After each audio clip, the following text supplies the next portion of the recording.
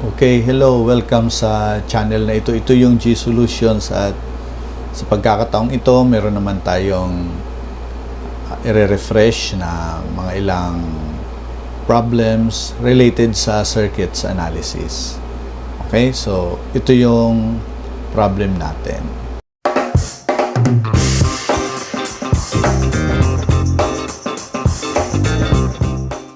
Ano raw? What is the diameter of a hard-drawn copper conductor that replaced the damaged aluminum conductor during short circuit? So the aluminum conductor of 0.4 inch diameter had the same copper resistance value. So pinapahanap dito yung diameter ng hard-drawn copper. So may dalawang materials tayo dito, Okay, so yung una, sige, sa copper muna tayo. Hard-drawn copper. So you have hard-drawn copper. Okay. Cu, copper. Yan. So, ito yung pang-replacement natin, doon sa sumabog o nawasak dahil sa short circuit. Ang material na sumabog ay aluminum conductor, Okay, so dito base sa sa table, meron tayong actually resistivity ng hard drawn copper. Kailangan natin to. Okay? So I think it's is 1.77. Yan, susulat natin 1.77 times 10 to the negative 8 ohm meter, ito ay at 20 degree Celsius. So parehas din ng aluminum. Okay, so yung resistivity ng aluminum natin ay 2.83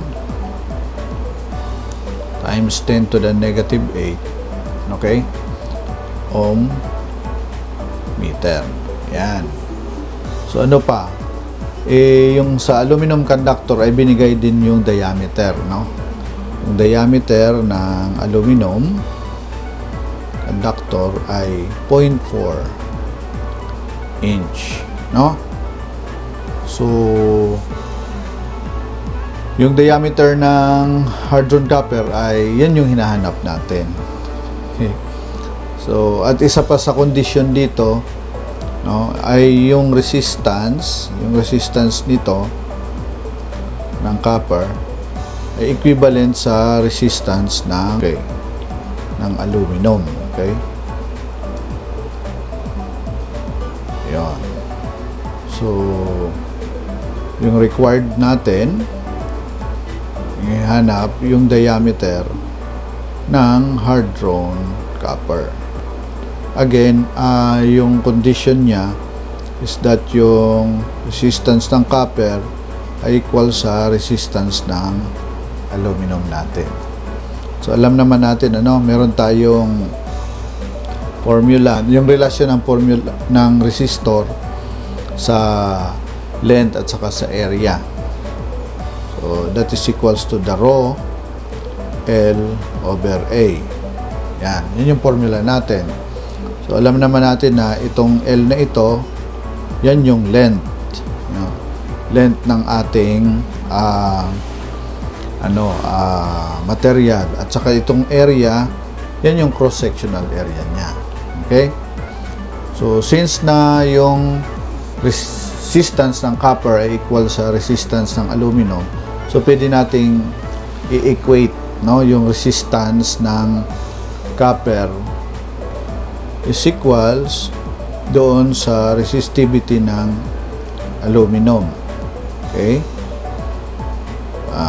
times the length ng aluminum tsaka yung area ng aluminum natin, Isa pa sa dapat nating malaman dito na since na replace lang yung busted o sira na aluminum material dito, yung haba niya parehas pa rin yung haba ng replacement na copper wire. Kaya yung length ng copper natin ay equal sa length ng ating aluminum. So pag ganyan, so pwede na natin itong directly makancel. Kaya yung tira sa atin ay resistivity ng copper, okay? Tapos yung area ng copper natin is equal sa resistivity ng aluminum natin equal sa area ng aluminum natin. Yan. Okay? Yun. So, but since meron na tayong nakuhang data ng resistivity, no? Pwede na nating i-substitute yun. Pero isa sa dito, alam din natin na yung area, cross-sectional area, since na bilog ito, yung conductor na ito, so yung area niya is pi d squared over 4. Diba? So, pwede nating i-substitute yan dito.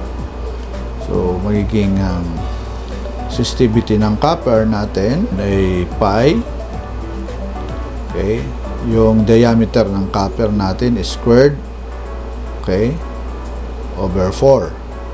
Yan. Is equals to resistivity ng aluminum natin. Yan. Okay, ito rin ay pi.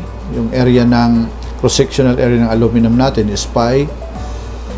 Diameter ng aluminum natin is squared. Okay, this is over 4. Yun. Okay? So, makikita din natin na this will be cancelling. Okay?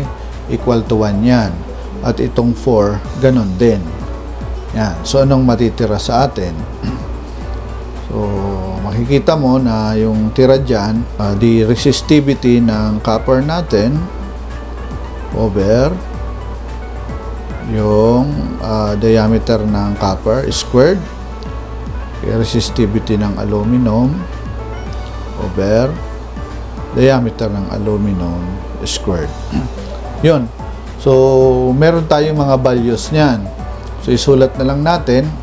So, dito na, yung resistivity ng natin, ng copper ay 1.77 times 10 to the negative 8 ohm meter. Okay? All over. Yun. So, diameter ng copper natin, yan yung hinahanap. Okay? Squared.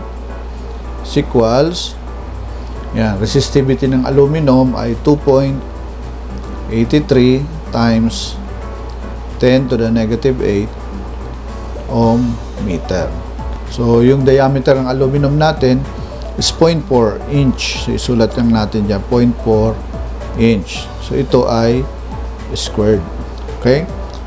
Alam naman natin na this will be cancelled out. Yung ohm, cancel. Yung meter, magka-cancel. Pwede na tayong pwede natin kunin yung diameter ng ating copper. So, yung diameter ng ating copper, no, is equals to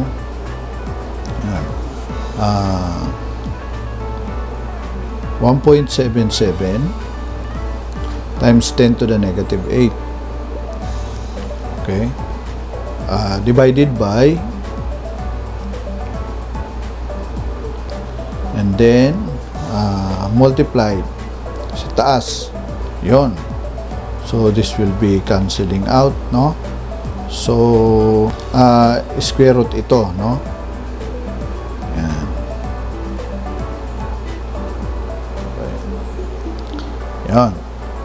Pag kinuha mo yung calculator, at yan ay square root. So, meron tayong sa taas, yung sa numerator natin. Okay. 1.77. Okay. And this is multiplied by 0.4. Okay. Squared. Yun. So, yung sa baba naman natin, denominator is 2.83. Okay? So, the answer is, yan. So, maliwanag na meron tayong 0.83 316. Okay. 34. Yan.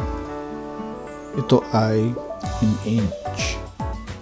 So, yan yung ating diameter. Ito yung ating diameter.